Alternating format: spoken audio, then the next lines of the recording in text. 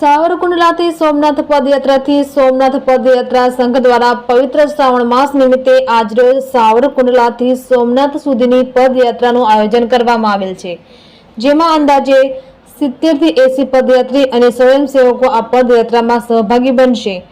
પદયાત્રા તારીખ 7-8-2024 ના રોજ સાવરકુંડલાથી આરંભ કરવામાં આવેલો, જે તારીખ 11-8-2024 ના રોજ સોમનાથ મંદિરે પૂર્ણ થયા બાદ સોમનાથ દાદાને ધજા ચડાવવાનો કાર્યક્રમ રાખેલ હોય, જેમાં સર્વ પદયાત્રીઓ ભાગ લેશે।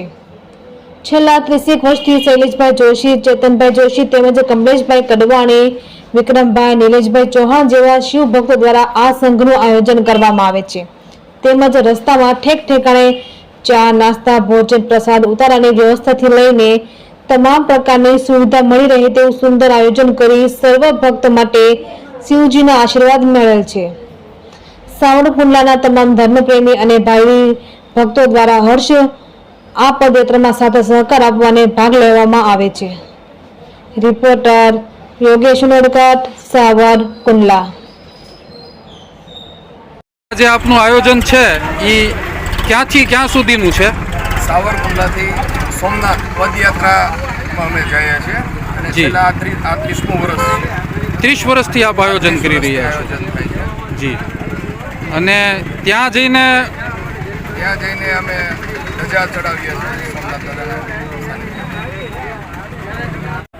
સાવરકુંડલાથી સોમનાથ પદયાત્રા દ્વારા અહીંથી લગભગ 70 થી 75 વ્યક્તિઓ દર વર્ષે શ્રાવણ માસના બીજા સોમવારે ત્યાં પદયાત્રા પહોંચે તેવી રીતનું આયોજન દર વખતે સાવરકુંડલાથી કરવામાં આવે છે, જેના આયોજક શ્રી શૈલેષભાઈ જોશી છે।